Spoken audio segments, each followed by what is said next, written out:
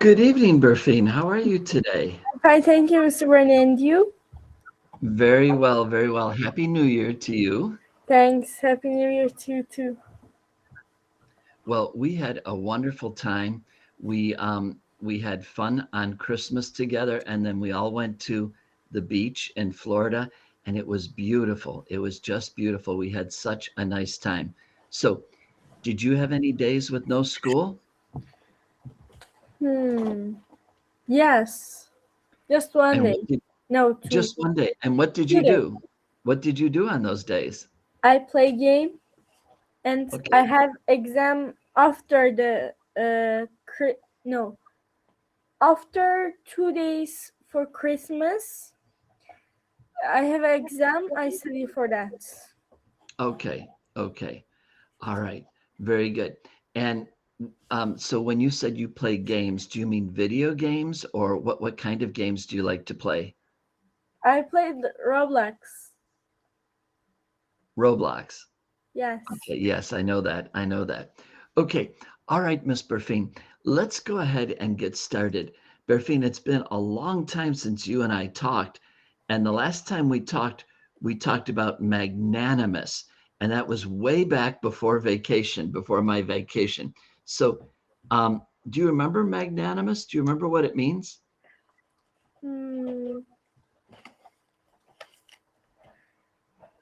Is it mean kind? It means very kind. Very kind. Right. Very kind, very generous, very helpful. That's right. Now, Berfine, I think, are you writing these words down? No, I don't have notebook, but yes. I saw you look at something and it looked like you had written it down. Yes. Okay. Berfine, I think that's very good that you do that. Now, can I tell you, I have a student in Taiwan and he's 14 years old, which is, aren't you 14? Yes. But I have been working with him since he was 8. Oh. So he's been with me for 6 years. And do you know, he has a notebook. And in his notebook, he was showing me, he has all the words that we have been studying for 6 years. And he showed me his notebook and it's like word after word after word after word. And I think that's a great idea because that's why he's got all these words in his head. And that's why I want you to write them down too, because I think it will help you to remember them. Okay? Okay. And Raison and Bauer, everybody should be writing the words down. Okay? Okay. All right, my friend. But I'm glad you remember that. Berfine, I want to ask a question today that's, I'm going to ask 2 questions, one about a word and one just about school. The student that I had before you, he lives in Ankara and he is just getting home from school.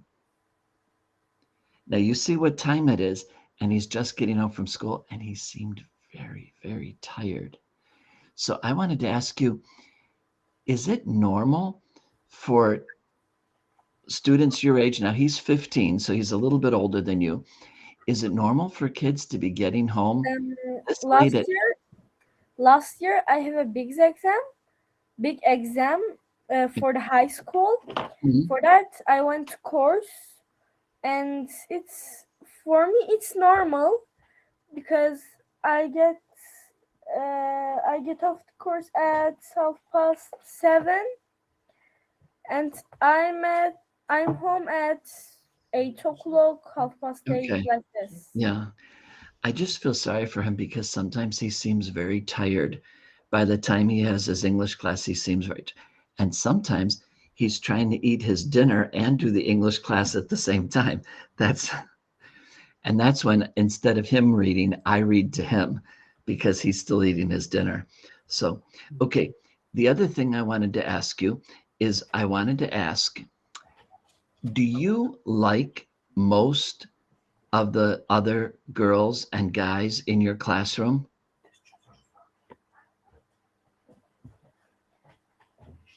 I don't like 2 people. Okay. Okay. Do One you boy think I at understand? class. Okay, I understand. Do you think that most of the other students like you? Yes, they are kind, they are funny, they are Okay. helpful. Good, good, good. Because today's word that we're going to learn is not a very happy word and not a very pleasant word, but it's a good word for you to know. So let me change the screen. And Berfine, I want you to look at that word and think to yourself, how would you pronounce that? Look at the word. Animosity. That's very good. Animosity. And the O in animosity makes that ah sound. Animosity, animosity. You hear it? Animosity. Animosity. Okay, now let's take a second and look at this. I'm going to read the definition and then you read the green sentence, okay? Okay. Definition. Animosity is a strong feeling of dislike or anger. Animosities are feelings of this kind. The animosity between Jenny and Freya was obvious. Obvious. In other words, everybody could tell that those two girls don't like each other, okay? Animosity. So like I said, unfortunately, animosity is not a very happy word and not a very positive word because it means hatred. It means dislike. It means not liking someone. So maybe those two people in your class, maybe you have animosity or you feel animosity towards them. Yes. Berfine, I'm glad that it's only 2 people and not 10 people. But if I can love them, I will. But they don't love me. For that, I don't too. And this is life. And Berfine, can I tell you, even when I was a teacher, I knew some of the other teachers who obviously didn't like me. That's life. I'm sorry, not everybody's going to like me or not everybody's going to like you. I certainly like you very much, but but I'm not in your classroom. So, okay. Now, Berfine, I want to try something. Do you think you could write in the chat a sentence using the word animosity, and I will also write a sentence with the word animosity? Do you think you could do that? Yes. Okay, so you invent your own and I'll invent my own.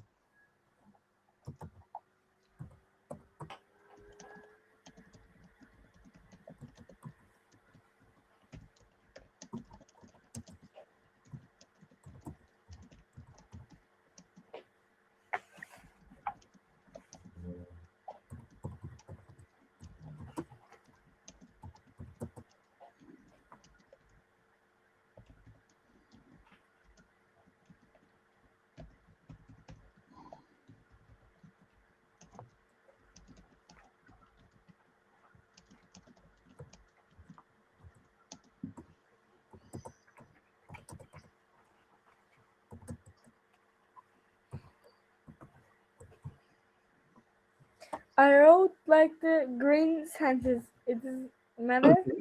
Okay, go ahead and send it to me and I'll send you mine. Okay.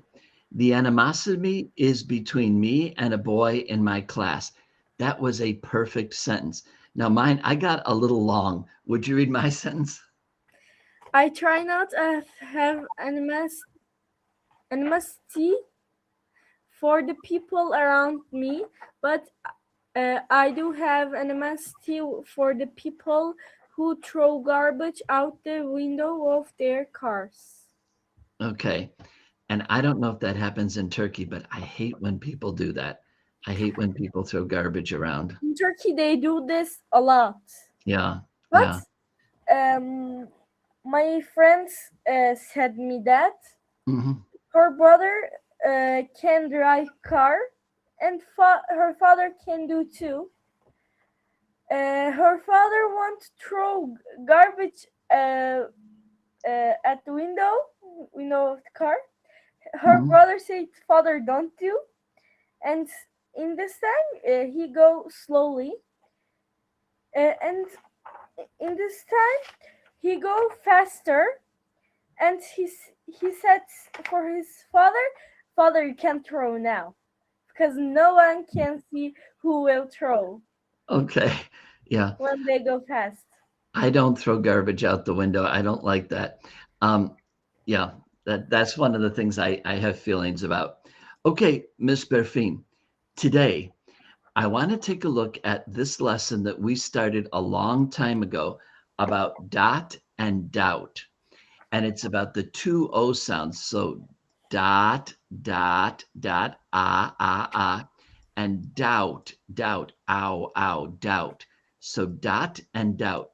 And we started this before vacation. So you and I already did part 1. We did part 2. We did part 3. Today, we're on part 4. Now, what they do is each sentence has 2 words that are almost the same. So look at sentence 1. This word and this word are almost the same. Can you pronounce that sentence correctly? Yes. So try number 1. See if you can do it. Don't proud people. That's it. I'm so glad you corrected yourself. That was well done. Try number 2. Don't fall down the hill. Very good. What is Don? Is the name? Right, right. Now, you know, President Trump, his real name is Donald. Yes. And Don is a nickname. My sister's husband, his name is Donald, and we all call him Don. I understand. Okay. My sister's husband, my brother-in-law, my sister's husband. All right, would you read number 3? He is bound to fall in love with a beautiful blonde. Very good. Number 4. They proud all the dirt down a spout and into a pond. That was almost perfect. Berfine, try this word one more time. Oh, proud. Poured, poured. Berfine, pour. You pour like here. I poured some water down my throat. I understand. Okay. All right. Try number 5. Most kids benefit from being scouts. Good. Number 6. We took some pictures of the beautiful clouds we saw in the sky. Very good. And the last one, number 7. Tiger was crowing behind some bushes. Okay. And crouching, crouch means like to hide. Okay. So for example, if I have my little bear here, see? The bear is crouching behind the desk. Okay. Okay. All right. And that is to crouch. And also in that last sentence, would you say the word bushes? Bushes? Bushes. Very good. Very good. You did a great job with that. Now, today, it's been a long time since we looked at this story, Road Trip. So let's look at it one more time together. And let's do it this way. I'll read the first part of the story and you read the last part, okay? Okay. John and his friends were going on a road trip. They were driving from Los Angeles to Washington. John had everything planned out. He had prepared CDs with their favorite songs. They would sing along to them the whole way. They even packed his trunk full of their favorite snacks. John picked up his friends early in the morning. He showed them a map. It was full of dots. These are all the stops we should make, he said. John wanted to see the Golden Gate Bridge, the Grand Canyon, Old Faithful, and many other monuments. What song should we hear first? Asked John. All his friends were already asleep. They stayed this way the whole trip. And I remember you told me that Bauer is the one in your family who falls asleep in the car. Yes. Yes. And that's funny because when my children were little, my youngest daughter, our baby daughter, she was always the first one to fall asleep. And she would sleep for hours when we were driving. Okay. this is sentences. Okay, so can you put this in the correct order? Which word is first? John and his friends were going on a road trip. I think that was very good. John and his friends were going on a road trip. Well done. I know we're not logged in. Okay. Out, they had everything planned.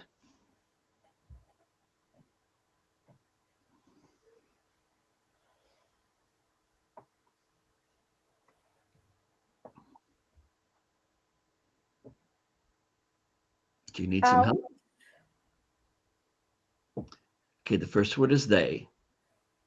They planned everything.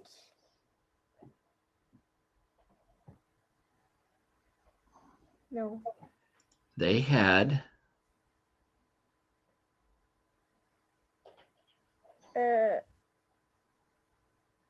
Okay, I'll give you some help on this. Everything planned out. Oh. And Berfine, when you plan out something, it means you plan it very carefully. You organize it very carefully. Okay.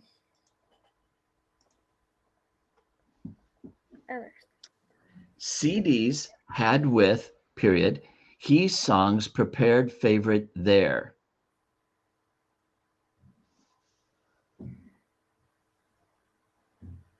He prepared. He had prepared.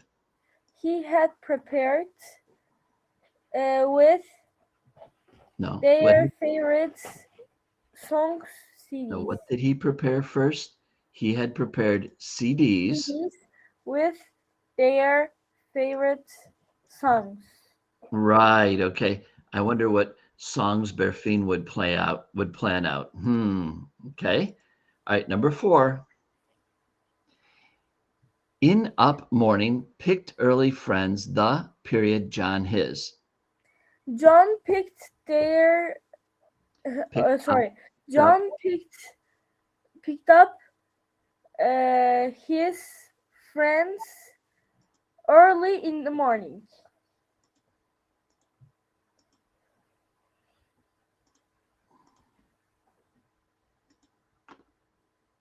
Come on. There it goes. Okay. All right. Very good, Berfine. Very good. Only one left.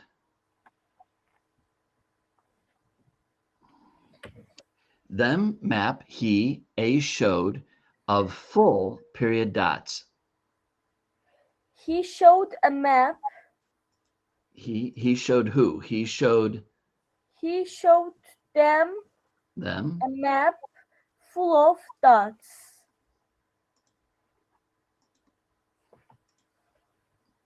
Very good, Berfine. You did a great job with that. That was well done. Well done.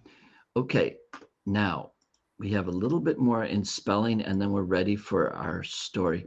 Berfine, I know you want to start a novel, start reading a story like your brother is, but I don't have one ready yet. I looked and I just couldn't find one that I thought was good, but we will do that. It's just a matter of time and we will do that.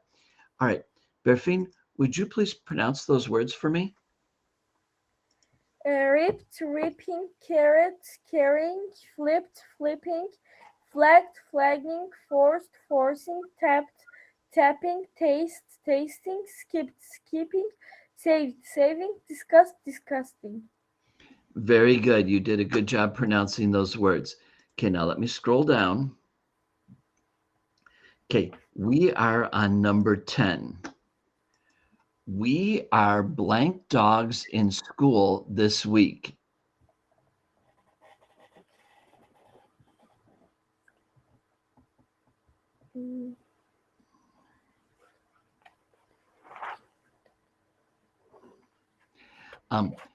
This is a school where you learn to be a dog doctor. So you are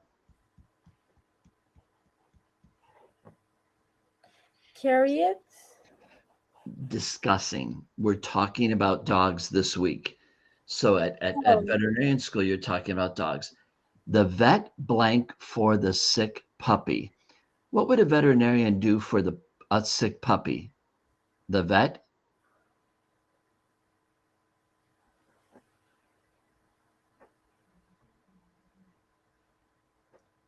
Saved.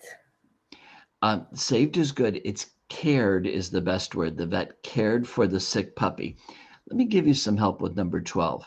The dog blank up the carpet in the front hall.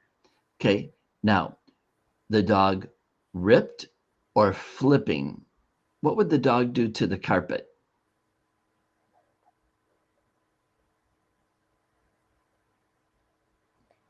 Flipped. Ripped. You would rip up the carpet. Ripped. Okay, you would rip.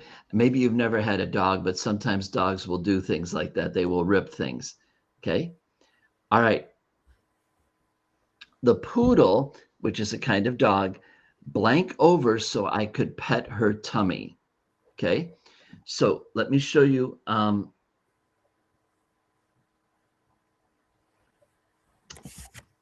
is it there?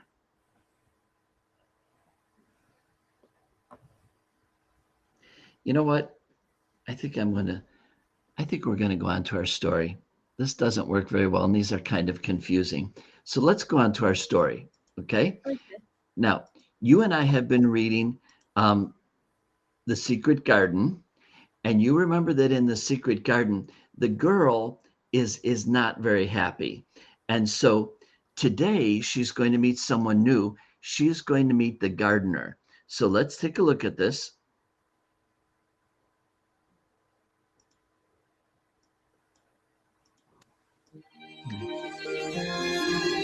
Rafine, do you understand what a gardener is? Yes. Right. And you know, very wealthy people have gardeners who do all the work outside their house. The Secret Garden, Chapter 5, The Gardener and the Robin.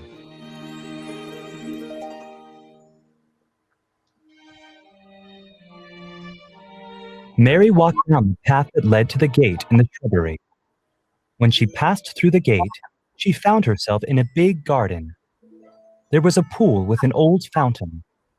But the fountain was turned off, and the garden's flower beds were bare and wintry. Mary saw that the path came to an end at a brick wall. A green door in the wall stood open. She went through the door and came upon a new garden with walls all around it. She spied another open green door. Through that one, she could see cold frames covering some of the garden beds. She seemed to be in the midst of a series of walled gardens.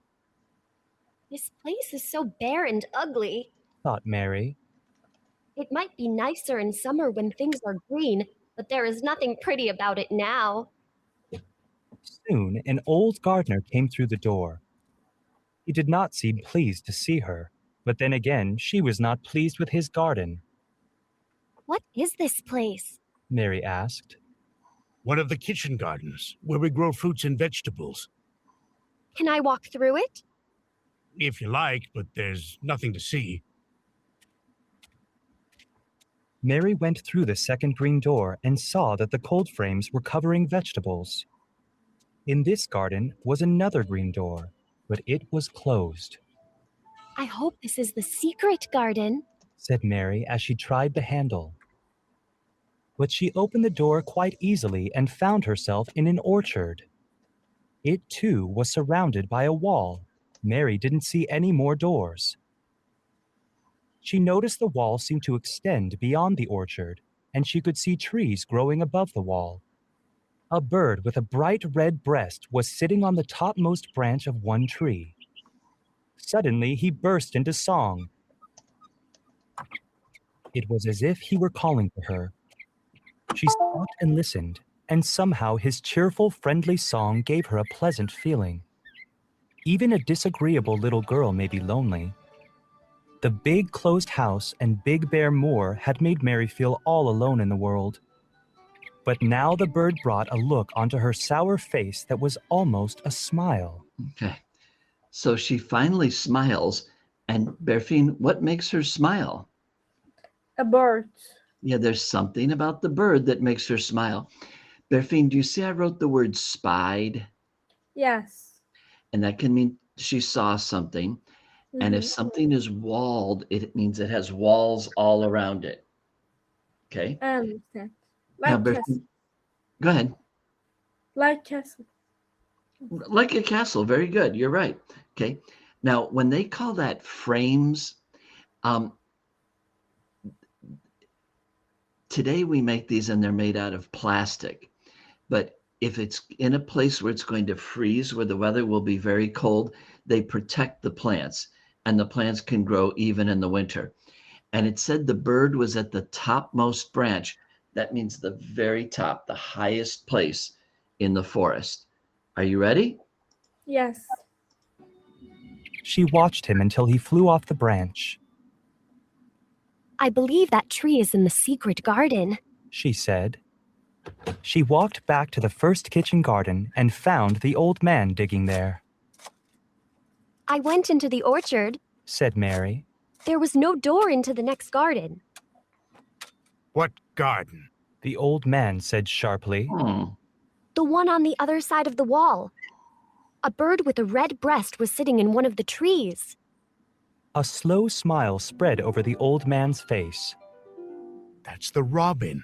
He turned toward the orchard and whistled softly. The next moment, a wonderful thing happened. The bird flew toward them and landed near the gardener's foot. Will he always come when you call him? Mary asked in a whisper. Yes, I've known him since he first tried to fly. Oh, wow. When he flew over the wall, he was too weak to fly back. We got to be friends. Then, when he finally flew back, he found the rest of his brood had left the nest. He was lonely, so he returned to me. Mary took a step closer to the robin. I'm lonely. I'm lonely too, except when he's with me. The old man began to dig again. He's the only friend I've got. What's your name? Asked Mary. Ben Weatherstaff. You and I are a bit alike. We're not good looking, and we're both as sour as we look. Mary was surprised at the bold way Ben spoke to her. She wondered if what he said was true. Suddenly, there was a clear rippling sound, and she turned around. The robin had flown into an apple tree and seemed to be singing right to her. He's made up his mind to be friends with you, said Ben. Would you make friends with me? Mary asked the robin in a kind voice. The robin didn't answer. Instead, he flew away. He has flown into the garden with no door, said Mary. He lives there. He's probably courting some lady robin who lives among the roses. There are roses in that garden? Ben began to dig again. There were 10 years ago. He mumbled, I'd like to see them, said Mary. Do you know of a door? There's none that anyone can find. Don't go looking for any doors. Ben warned her. I must get on with my work now. Go on and play. And with that, he threw his shovel over his shoulder and walked away. So, she's made a friend. Maybe she's made two friends because she seems to get along with Ben and she likes the little bird. But Ben is a little bit mysterious because there is another garden on the other side of the wall, but Ben doesn't want to talk about it. That's very strange to me. Why does he not want to talk about it? What is on the other side? I wonder what it is. Berfine, I had a wonderful vacation, but it is nice to be back, and it's very nice to see you again. Okay? Good to see you too, Mr. Bernie. Thank you, dear. Thank you. Good night. Get a good night's sleep. Bye-bye. You're Mr. Bernie. Good night. Bye.